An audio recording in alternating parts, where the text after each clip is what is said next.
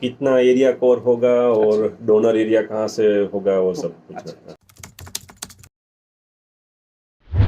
एक है कि देखिए जैसा जैसा बाल होगा हाँ। ऐसा ऐसा हम लोग उसको इम्प्लांटेशन करेंगे, ऐसे आपको रिजल्ट होगा, है ना।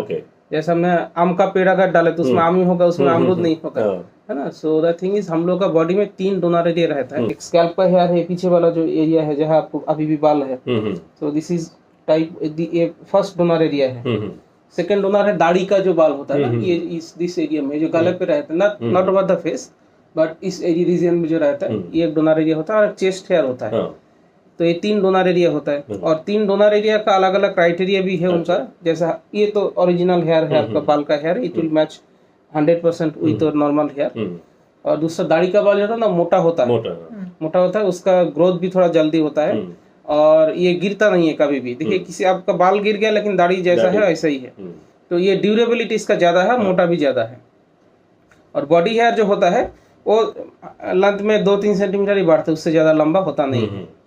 तो इस 3 एरिया में हम लोग डोनर एरिया चूज करते हैं। तो अब आपको कितना एरिया कवर करना है, यूजुअली पर ग्रेडिंग हम लोग ग्रेड 1 2 3 4 5 6 7 ग्रेडिंग करते हैं। तो 7 ग्रेडिंग करते हैं, हर ग्रेडिंग के लिए 900 करके लगभग ग्राफ की जरूरत होता है। सामने थोड़ा ज्यादा लगता है, पीछे थोड़ा कम लगता है, मतलब इन एवरेज 900 करके लगते हैं। तो 7 × 9 6300 फॉलिकल चाहिए आपको एक बार में अगर करेंगे, अगर करना है थियोरिटिकली तो 6300 ग्राफ के आसपास जरूरत है, 6000 के आसपास जरूरत है। पर मुश्किल है एक बार में इतना ग्राफ करना, मुश्किल होता है बिकॉज ऑफ ह्यूमन एरर, है ना। क्योंकि जो करेंगे वो थक जाएगा, जो पेशेंट है उनको भी काफी एरिया, बड़ा एरिया करना पड़ेगा। फिर इतना बड़ा एरिया करेंगे तो इसका बाद ब्लड वेसल्स भी थोड़ा सा वास्कुलेचर खराब हो जाता, होने का चांस रहता है, तो नेक्रोसिस का चांसेस रहते हैं। इसलिए सेफ लिमिट है 3000 से 3200, 3000 से 3200 या मैक्सिमम 3500, ये एक सेफ लिमिट होता है। इसके ज्यादा एक बार में नहीं करना चाहिए। तो आपको जैसा पीछे वाला हेयर डोनर एरिया है, इस एरिया से हम लोग को लगभग 1800 के आसपास हेयर फॉलिकल मिल जाएगा, 1800 इधर से मिल जाएगा। बाकी 1200 हेयर आपको बहुत अच्छे से, आपको दाढ़ी का हेयर अच्छा है, दाढ़ी से 1200 मिल सकते हैं। तो सब मिलकर हम लोग 3000 फॉलिकल ट्रांसप्लांट कर सकते हैं एक बार में। 3000 अगर इससे 1-200 ज्यादा मिला वो तो हम डेफिनेटली करेंगे। चेस्ट से लेना, चेस्ट से भी ले सकते हैं। हाँ, चेस्ट से भी लेंगे थोड़ी बहुत ग्राफ। क्यों क्या होता है ना, चेस्ट का ग्राफ देखिए, चेस्ट का ग्राफ ज्यादा बढ़ेगा नहीं, इसलिए नॉर्मल जो 2 हेयर हम लोग डालेंगे उसके बीच में एक चेस्ट हेयर डाल देंगे, तो वो डेंसिटी के काम करता है। It will not increase as normal hair but it will give you a denser look. इसलिए हम लोग चेस्ट को हेयर उसको सप्लीमेंट्री सब यूज करते हैं। पीछे से अगर दाढ़ी से 1200 के आसपास आएगा, 800 से 1200 कुछ होगा, बाकी इधर से लेंगे 200 के आसपास हम लोग चेस्ट हेयर ले लेंगे, तो एक अच्छा रिजल्ट आपको देगा। और दूसरा होता है कि कितना एरिया कवर करना है। जैसे सर आपका पूरा ग्रेड 7 बनने से हम लोग यूजुअली एक हाथ में जितना एरिया होता है 120 स्क्वायर सेंटीमीटर के आसपास, उतना एरिया एक बार में करते हैं। तो जिन लोग का ग्रेड 7 होता है इन लोग का यूजुअली 2 बार में करना पड़ता है, ये सामने एक बार और पीछे एक बार। तो सामने वाला एरिया कर देंगे। ये करने के बाद जो बाहर से पेशेंट आते हैं उनको पास तो टाइम नहीं होता है, मान लीजिए बांग्लादेश से आए या नेपाल से आए, वो उसी 2 दिन बाद फिर दोबारा उनका करते हैं। बट जो पेशेंट्स फ्रॉम कलकत्ता और अराउंड कलकत्ता, हम लोग उनको बोलते हैं कि 6 महीना बाद, ऐसे 6 महीना बाद करें, क्योंकि 6 महीना बाद आपको पता चलेगा कि कितना ग्रोथ हुआ है। कभी कभी कहते हैं बहुत बड़ा एरिया होता है तो हेयर लाइन हम लोग थोड़ा सा इनिशियली पीछे से शुरू करते हैं। आपको लगा नहीं सर हेयर लाइन को थोड़ा सा सामने ला दीजिए और पीछे वाला भी भर दीजिए, तो वो सेकंड सीटिंग में रिफाइनमेंट कर सकते हैं। जैसे फर्स्ट सेटिंग में आपने दीवार दे दिया, सेकंड सेटिंग में आपने उसको जो है ना प्लास्टर वगैरह किया, रंग किया, this can happen in the second setting. तो अब तो स्मोकिंग नहीं करते, कुछ नहीं। Smoking actually there are 2 things, one is smoking and another is diabetes. जो स्मोकिंग करते हैं उन लोगों का माइक्रोवास्कुलेचर खराब हो जाते हैं, ब्लीडिंग और उसका ब्लड वेसल्स खराब हो जाते हैं। दैट इज वाई उन लोगों का देखिएगा कोरोनरी हार्ट डिजीज का भी चांस बढ़ जाते हैं। ऐसे स्किन का भी ब्लड वेसल्स खराब हो जाते हैं। तो मेरा जो स्किन है बहुत ऑयली है, उससे तो कुछ ऑयली से एक ही प्रॉब्लम हम लोगों को होता है कि वो जब इम्प्लांट डालते हैं वो थोड़ा सा पॉप आउट होता है। वो तो हम लोग का टेक्निकल प्रॉब्लम है, वो ठीक हो जाएगा, उसमें प्रॉब्लम नहीं है। बट एज सच ऑयली होने से प्रॉब्लम नहीं होता है। ठीक है। और आज कितना टाइम लगेगा? अगर लगभग 5 to 6 आवर्स लग जाते हैं। अभी मान लीजिए 10 बज रहा है तो 4 6 7 से 6:30 बज जाएगा। बीच में 2 बार ब्रेक रहेगा, लंच ब्रेक रहेगा, फिर टिफिन ब्रेक रहेगा। और ये 3 पार्ट में सर्जरी होता है। फर्स्ट पार्ट है मार्किंग हम करेंगे आपको। मार्किंग करने के बाद आपको ओटी में ले जाएंगे, एनेस्थीसिया डॉक्टर साहब है वो आपको थोड़ा थोड़ा सुई देके पूरा स्किन को सुन कर देंगे। उसके बाद मैं होल मेकिंग करूंगा या स्लिट मेकिंग, जहाँ हेयर्स को बैठाना है। तो मेरे पास लूप से माइक्रोस्कोप है, उससे देख के 4x मैग्निफिकेशन होता है कि कैसा डालना है, एक हेयर के पीछे दूसरे को नहीं डालना है, बीच बीच में डालना है, so that it looks that will not be damaged. that should not also be damaged।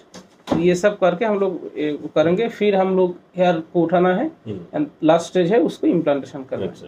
सो लगभग 3 सेक्शन से 2-2 घंटा करके 2 आवर्स के आसपास लगेगा। और आज होने के बाद वी कैन गो ना। यूजुअली हम लोग पेशेंट आप लोग जैसा थोड़ा बहुत दूर से एकदम एक रात रुक जाना चाहिए। एक रात है यहाँ हाँ, कल दिखा के कल आपका ड्रेसिंग चेंज कर देंगे, फिर आप कल आप जा सकते हैं। ठीक। अच्छा, आपका एज कितना है सर? 42 है। ये जो एक चीज होता है हेयर लाइन है ना, हम लोग सब लोग चाहते हैं कि हम लोग का एज कम हो जाए, है कि नहीं? But the thing is that hair line के साथ एक रिलेशन से जब एज होता है हेयर लाइन थोड़ा सा पीछे चले जाते हैं। तो अगर हम लोग बहुत सामने हेयर लाइन करेंगे देन द इफेक्टिव खाली एरिया बिकम्स लार्ज, है ना।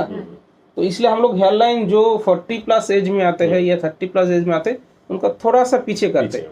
उसमें कहते उनका फेस के साथ मैच भी करते हैं। जैसा एजिंग होता है ना, आपको जैसा मास्क पहन ले तो आपको 55 लगेगा, बट आपको एज उतना नहीं है क्योंकि बाल्डनेस हो गया है। तो हेयर लाइन का भी एक नेचुरल डिसेशन होता है। तो उसमें उसके साथ आपका मैचिंग करके एज के साथ मैचिंग करके हम लोग हेयर लाइन करके उसमें 2 सुविधा होता है। एक इफेक्टिव एरिया बढ़ जाते हैं और इफेक्टिव एरिया कम होगा तो हम लोग डेंसिटी को अच्छा दे पाएंगे। ये एक सुविधा ही होता है। ठीक, डेंसिटी कितना होगा, कितना घना दिखेगा। The thing is that hair transplant surgery is not a surgery to increase the density. Naturally हम लोग का 50 to 80 पर स्क्वायर सेंटीमीटर में हेयर रहता है स्कैल्प पे, बॉडी पे कम रहता है। तो और जो हम लोग छेद करते हैं फॉर स्लिट मेकिंग, वो हम लोग 45 से अगर ज्यादा करते हैं ना तो दिखा गया by experiment also and clinical experience also, इतना छेद हो जाते हैं कि बीच का जो स्किन होता है स्किन नेक्रोसिस हो जाता है। तो जैसा देखिए हम लोग को जो in the forest there are naturally grown trees, so they are very near, but when we do farming और हम लोग जब कोई प्लेग्राउंड करते बट उतना नजदीक नहीं डालते तो 2 हेयर का ग्रोथ, तो नेचुरली जितना डेंसिटी होता है हम लोग जब आर्टिफिशियली हेयर ट्रांसप्लांट कर रहे हैं मिनिमल डिस्टेंस मेंटेन कर उससे ज्यादा करते, देन जो 2 हेयर से they compete for food, they compete for growth, they compete for nutrition, तो दोनों का ग्रोथ अच्छा नहीं होता है। तो एंटीरियर रीजन में हम लोग 45 प्लस के आसपास डेंसिटी देंगे, 45 हेयर पर स्क्वायर सेंटीमीटर रहेगा। पीछे जितना जाएंगे थोड़ा सा कम होगा, 30, 28 इतना कम होगा, then we will be able to cover this area. First sitting के अंदर कितना एरिया होगा? 120 से 130 स्क्वायर सेंटीमीटर के आसपास एरिया होता है। ठीक है, एक हाथ में आपका जितना एरिया आएगा उतना होगा। और एक कारण है पीछे एक बार में नहीं करने का, आपको तो लेटना है, you have to go for sleep.